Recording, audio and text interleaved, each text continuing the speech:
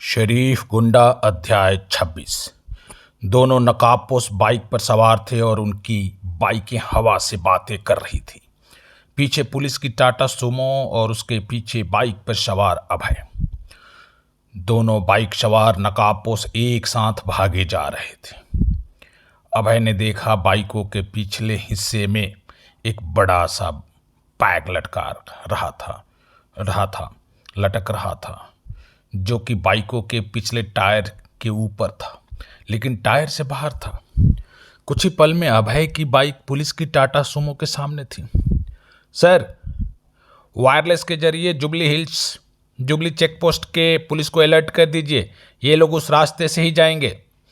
अभय ने टाटा सुमो के आगे वाली सीट पर बैठे पुलिस इंस्पेक्टर से कहा। पुलिस इंस्पेक्टर ने बुरा सा मुंह बनाया और अपने वायरलेस पर कुछ कहने लगा। अभय ने टाटा सुमो को ओवरटेक किया। तभी, तुम कहां हो अभय? युग शेखर की गुस्से को उफनती हुई आवाज अभय के कान में ब्लूटूथ के जरिए टकराई। मैं उन दोनों के पीछे हूं सर। अभय दोनों नकाबपोश को देखता हुआ बोला। उनको छोड़ना मत। युग शेखर की गर्जना अभय के कान में पड़ी। डोंट वरी सर, मैं आज इनका खेल खत्म कर दूंगा, अभय दांत पे दांत चढ़ाता हुआ बोला। युग शेखर ने आगे कुछ नहीं कहा। पुलिस की टाटा सुमो लगातार पीछे पीछे दौड़ रही थी। बाइकें जुबली हिल्स की गलियों में थी, इसलिए अभय को बाइक तेज गति से चलाने में दिक्कत हो रहा था। अभय ने अपने फटे पैंट की जेब में दबे पिस्टल को अपने दाहिने हाथ से निकाला और रोड खाली देखकर एक बाइक सवार पर निशाना लगाकर फायर कर दिया।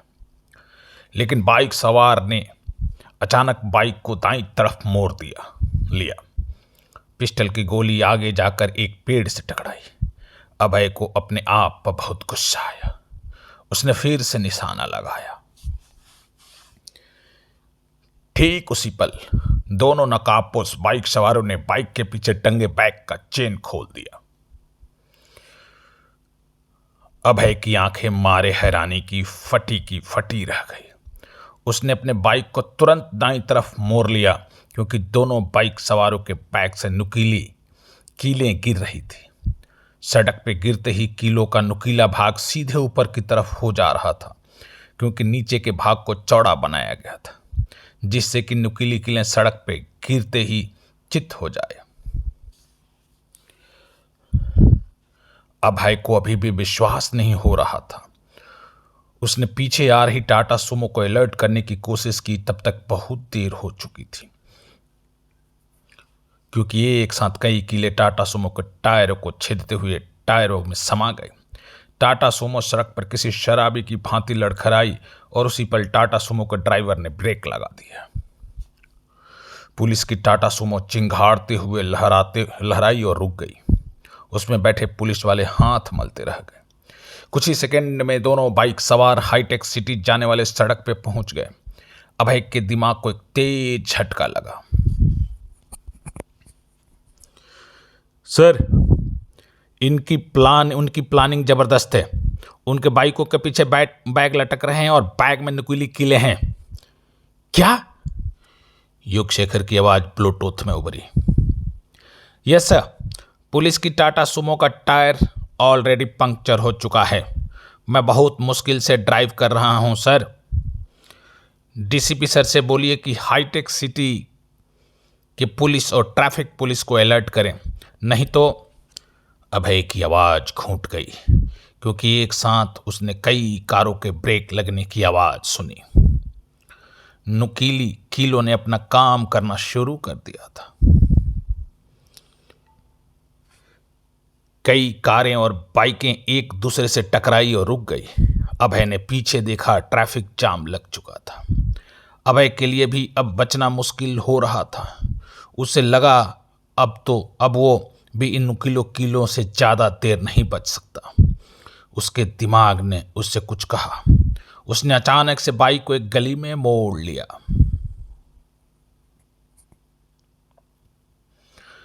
नकाबपोश बाइक सवारों की गति में कोई परिवर्तन नहीं आया था। वह जहां से गुजरते उनके पीछे ट्रैफिक जाम लग जा रही थी।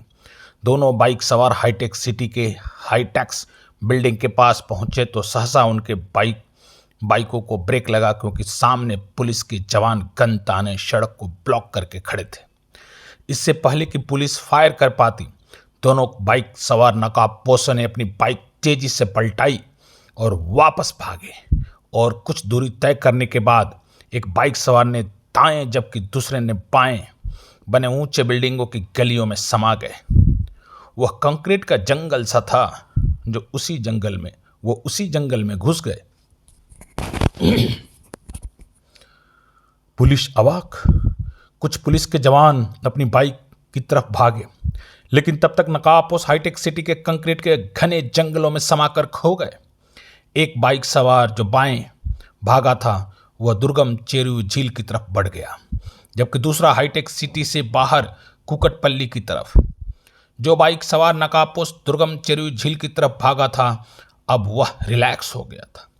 उसने बाइक चलाते हुए अपनी जैकेट को खोला और एक तरफ उछाल दिया, और जैसे ही उसने अपने नकाब को हाथ लगाया, उसकी निगाहें सामने गई और वह सहसा चौंक पड़ा।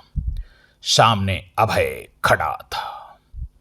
अभय जहां खड़ा था वह नीचे की तरफ आती हुई एक ढलान थी।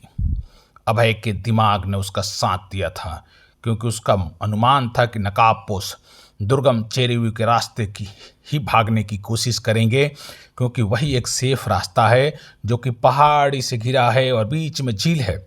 इसलिए अभय कॉलोनियों से होता हुआ वहां पहुंचकर नकाबपोश का इंतजार कर रहा था। उसका अनुमान ठीक निकला था और एक नकाबपोश उसके सामने था। नकाबपोश नीचे और अभय नीचे की तरफ आती हुई सड़क के ढलान पे शान से रुका हुआ था। नकाबपोश ने बाइक को वापस भगाने के लिए घुमाया, लेकिन सहसा ब्रेक लगा दिया, क्योंकि दूसरी तरफ से 4 बाइक सवार पुलिस वाले मुस्कुराते हुए खड़े थे। नकाबपोश ठिठका, पल भर के लिए सोचा और उसने बाइक को घुमाकर अभय की तरफ मोड़ दिया। चढ़ान पर अभय जो कि तैयार था, उसने अपनी बाइक से नीचे उतर गया और नकाबपोश का इंतजार करने लगा। उसके हाथ में पिस्टल चमक रहा था।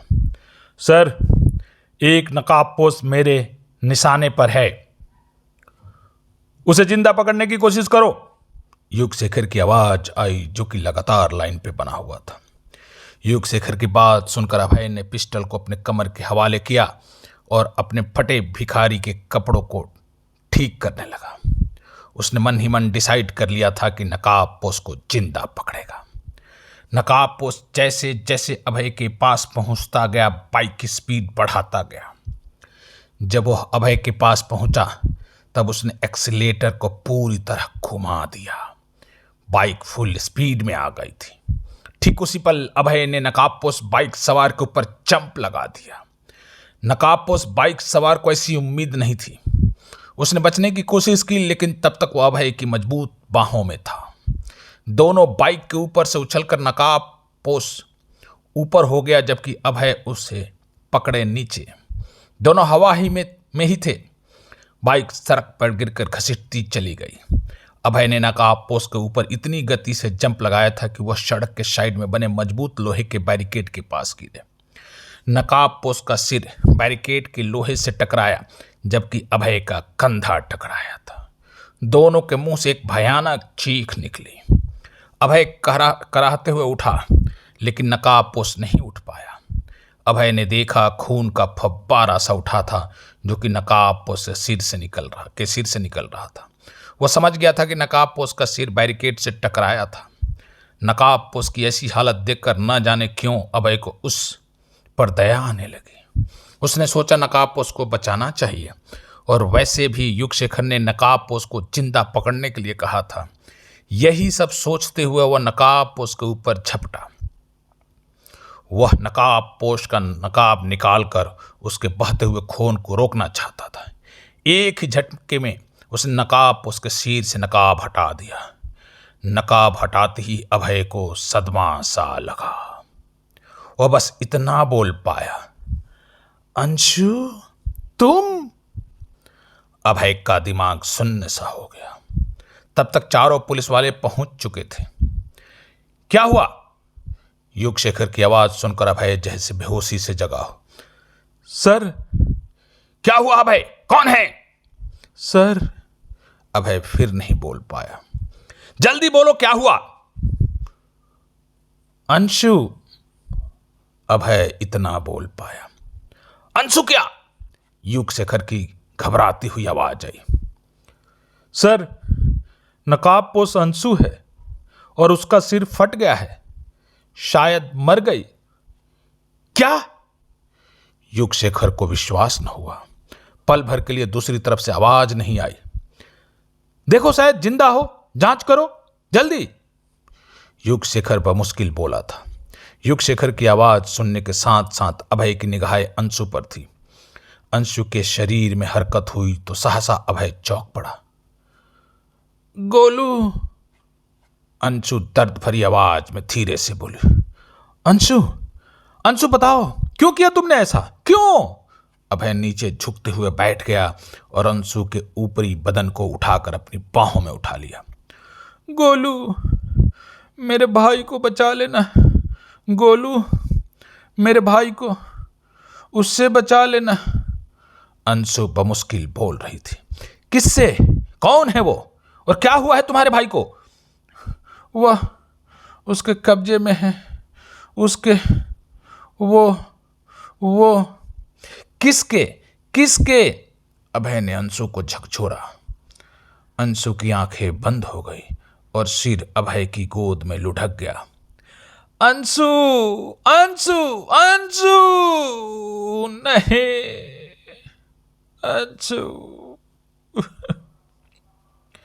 अभय चित्कार उठा। चारों पुलिस वाले अभय को हैरानी भरी नजरों से देख रहे थे। धन्यवाद।